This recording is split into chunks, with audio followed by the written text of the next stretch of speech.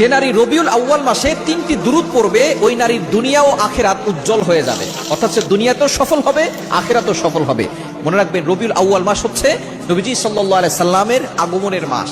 যে মাসে নবীজি সাল্লাল্লাহু আলাইহি সাল্লাম দুনিয়াতে আগমন করেছেন, এই মাসটা অবশ্যই সম্মানিত একটি মাস, যেহেতু নবীজি সাল্লাল্লাহু আলাইহি সাল্লাম এই মাসে আগমন করেছেন। নবীজি সাল্লাল্লাহু আলাইহি সাল্লামের প্রতি ভালোবাসা আমাদের কিন্তু কম না, কেননা আমরা নবীজিকে নিজের জীবনের থেকেও বেশি ভালোবাসি, তাই না? হাদিসের ভিতরে এসেছে, বুখারী শরীফের 14 নম্বর হাদিস, লা ইউমিনু আহাদুকুম হাত্তা আকুনা হাব্বা ইলাইহি মিন ওয়ালিদিহি ওয়া ওয়ালাদিহি ওয়ান নাস আজমাইন। তোমাদের কেউ ততক্ষণ পর্যন্ত মুমিন হতে পারবে না যতক্ষণ পর্যন্ত ব্যক্তি তার পিতামাতা, তার ভাই বোন, আত্মীয়স্বজন থেকে নবীকে বেশি ভালো না বাসবে। এজন্য নবীর ভালোবাসায় আমরা কি করছি? নবীর প্রতি দুরূদ পাঠ করতে পারছি না।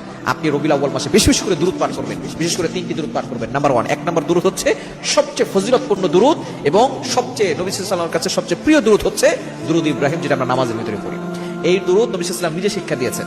নবীজি সাল্লাল্লাহু আলাইহি ওয়াসাল্লামের উপরে যে দুরূদ পাঠ করতে হবে আল্লাহ তাআলা নিজে বলে দিয়েছেন। কোরআন খুলে পবিত্র কোরআন কারীমের 22 নম্বর 5 নম্বর পৃষ্ঠার 4-5 নম্বর লাইন সূরা আহজাবের 56 নম্বর আয়াতে আল্লাহ বলছেন, ইন্নাল্লাহা ওয়া মালাইকাতাহু ইউসাল্লুনা আলান নবী ইয়া আইয়ুহাল্লাযীনা আমানু সাল্লু আলাইহি ওয়া সাল্লিমু তাসলিমা।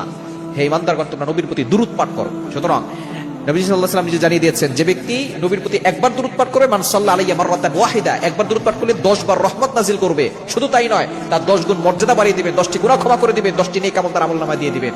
এত সওয়াব রয়েছে।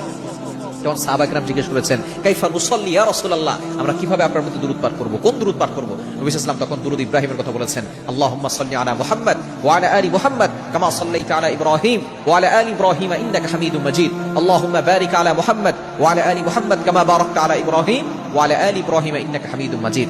এই দোয়াটা 1 নম্বর দুরূদটা 1 নম্বর পড়বেন। দ্বিতীয় নম্বর হচ্ছে আল্লাহুম্মা সাল্লি আলা সাইয়্যিদিনা মুহাম্মাদ, এটা একটা ছোট্ট দুরূদ, এটা আপনি বেশি বেশি পড়বেন। 3 নম্বর হচ্ছে সাল্লাল্লাহু আলাইহি ওয়াসাল্লাম, সাল্লাল্লাহু আলাইহি ওয়াসাল্লাম। এই 3টি দুরূদ আপনি রবিউল আউয়াল মাসে বেশি বেশি পড়বেন, আপনার কপাল খুলে যাবে, দুনিয়াতেও সফল হবেন, আখিরাতেও আপনি সফল হয়ে যাবেন।